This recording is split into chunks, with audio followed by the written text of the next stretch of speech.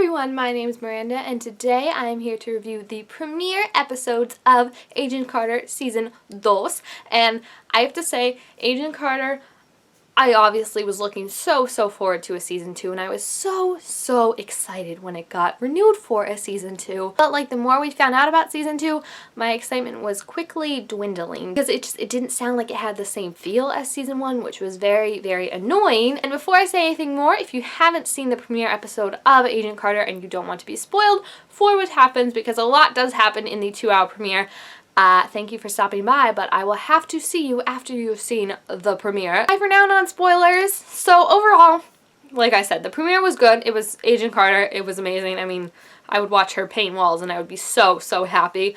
But it didn't have the same feel as Season 1 to me, and I really loved Season 1. I think that they made a huge mistake not bringing Angie back, because Angie was such a great part of Peggy, and like to think that Peggy would go to Los Angeles, like where all of Hollywood is, and not bring Angie is just, I can't even wrap my head around that, because like obviously Angie would want to come, like it's Hollywood, of course she'd want to come, and then like where is Angie? Is she just like chilling in Stark's Manor by herself, like all alone? Like Peggy wouldn't want to leave her just for Suze. and then I don't know, there's just so many problems with the show now. I mean, I think my biggest thing is that they're trying to connect it to the overall series, which is fine with me. I mean, it worked wonderfully in Season 1 when they connected it to like Black Widow and Captain America and Howling Commandos and all that, but that felt real, that felt genuine, it didn't felt forced. These things that they're trying to bring into Season 2 and make it part of the bigger universe overall, they feel very forced to me. Like the whole thing with the Black Matter from Agents of S.H.I.E.L.D., I'm just so done with Agents of S.H.I.E.L.D. So like anything that tries to connect to Agents of S.H.I.E.L.D., like you lost your chance, Marvel. You lost your chance when like you refused to connect Agents of S.H.I.E.L.D. to any of your big movies, and now you're like, oh, let's take Agent Carter and connect it to Agents of S.H.I.E.L.D. Like, no. So over Agents of S.H.I.E.L.D., and what I really liked was Agent Carter and Agents of S.H.I.E.L.D. had distinct feelings. You didn't have to like both of them to like the other one. Like, I didn't like Agents of S.H.I.E.L.D. that much, but I loved Agent Carter because they had very different feelings, and now they're trying to connect it, and I'm just so not here for it. My second issue of the night, the week, whatever you want to call it, is the love triangle. Like, I hate love triangles, and the whole thing that I loved about Season 1 Agent Carter was that her story, her journey was about more than a guy, more than her love triangle. Like, it was just her trying to like get over Steve and kind of come into her own and prove herself, not only to herself but to the other people around her, that she could be just as good as the guys. And I love that story. I think it was very influential and very important, and a very important part of who Peggy is.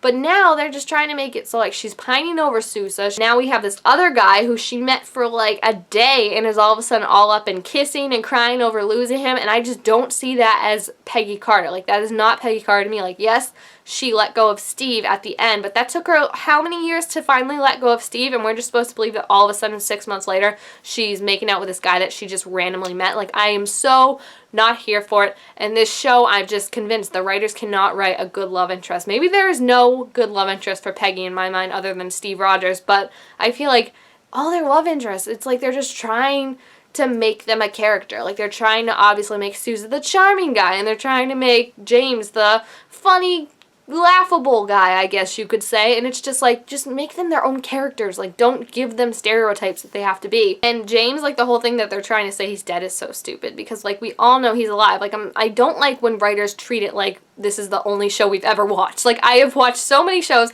I've read so many books, watched so many movies. I know that if you don't see the body, you don't see the explosion. James is still alive. So we could have done without like the 5-minute crying spree of Agent Carter just being like, oh, I only knew him for a week. It's like, get over it. He's alive. We all know he's alive. Like, you should know he's alive by now, because you should know that no one is ever dead, or who they say they are. Like, I mean, I did like the inclusion of his character just because you get to see more of the time period. Like, what I liked a lot in Season 1 was how you got to see the sexism that Peggy and Angie were treated, but now that we have this black character, you also get to see how race was treated in the 1940s, and I think it's really interesting and important that they put that in, so I really appreciated that whole scene. It's just, I don't get James's character's function. Like, they're trying to push him as a love interest, and I don't like it. I still don't like Suze as a love interest, but at least Suze, like, we had this whole, like, emotional buildup and everything. So like when he started freaking out and throwing things when Peggy was missing, possibly hurt, like I felt for him. I felt bad, and I thought it was a good scene because I knew all the background. It's like James and Peggy just randomly making out after knowing each other for a day, and when he died and she's all upset, I'm like, you knew him for a day. Let's get over it. And then my last big qualm, because I promise I did have things I liked about the episode, but my biggest qualm, besides the love triangle, was one that probably a lot of people didn't notice and or didn't even care for, but it's something that just gets under my skin, and I hate when people do it, and I can't believe they did this to Agent Carter, but I am so irritated by it. And it is when Jarvis and Peggy were sparring, which in itself was a very cute scene. I liked it. It was very loving and playful and friendly, and it was great to see their chemistry. But when Peggy took Jarvis down and flipped him over, she said the one line that I will always hate, and that is, I learned that one from my brother. Yeah, I absolutely hate when you have a strong female character who's good at fighting and people are like, oh wow, you're good at fighting. She's like, yeah, thanks, I have 4 older brothers. Like, why can't a girl just want to learn how to fight? And I think Peggy was like a perfect example of that. Like, I always thought she just wanted to fight. Like, she just learned to fight. She trained herself. She did it. But it's like, no, she had to be like, oh, I learned that from my brother. I'm just like, I hate that line, and nothing aggravates me more than if you put that in a book, a movie, a TV show, I'm 110% done, and it's only because it's Agent Carter that I'm not done with the show, because I hate when girls are not allowed to like fighting just because they like fighting. They have to have like an older brother that beat them up or taught them how to fight or something like that. Like, it just, okay, I need to calm down, but that really bugged me. Then moving on to things I did like, there were some, I promise. I mean, I feel like I'm just ragging on the show, but it's because I just expected so much more. I do like Jarvis and Peggy's relationship, and adding Anna in is amazing. Anna is so not what I expected her to be, and she is beautiful. I love the inclusion of Rose and how she's kind of like shipping Suze and Peggy, even though I don't ship Suze and Peggy. I just like her as like a friend to Peggy, but still, like, why did she have that whole thing where like she knew Peggy was like coming for Suze and was like excited to see Suze, and Rose is like, all the answers you're looking for is right over there where the chief is. Like, why would you not warn a girl, Rose, that her guy she has a crush on is engaged and in love with someone else? Like, why? Breasties before testes, Rose. Ovaries before broveries. Like, why would you not warn Peggy? That was really weird to me. But I do like the inclusion of Rose's character. I just miss Angie so much. And I feel like setting it in Hollywood had such an authentic and, like, unforced way to bring Angie in. Like, she could have just gone with her. She could have been going on these undercover missions, since the bad woman is, actress. Like, it would have made so much sense just to have Angie go undercover, but no, they don't want to bring Angie for some reason, which is so stupid. Like, I don't know. I really like season 1, and I know some people didn't, and those people are probably liking season 2 better because they're such distinct feelings. So I don't know.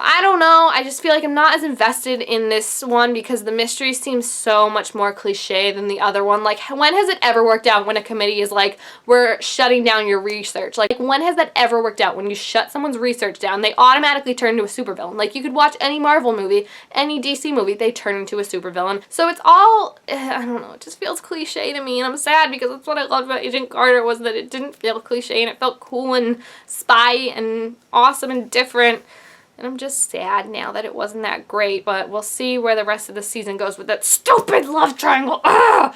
Ugh. But Haley Atwell is still amazing as ever, and her American accent and all her disguises were amazing as ever, and she's definitely the one. Her and Jarvis and Anna are carrying the show for me. Suze is starting to kind of not annoy me as much as he did, but I wouldn't say he's growing on me or anything. I just like the scene where he freaked out for Peggy. That was really cute. But I think that's about going to do it for this review. I'll definitely be watching the rest of the season. It's just I'm not as in love with it thus far as I was with the last season. If you have seen the Agent Carter premiere, please feel free to leave your thoughts about it down below in the comments so we can discuss, comment, rant, rave, whatever you want to do down below with everything. And also make sure you give this video a thumbs up if you enjoyed it. Also subscribe to my channel down below to be told when I make all sorts of new videos. And I will see you guys next time. Bye!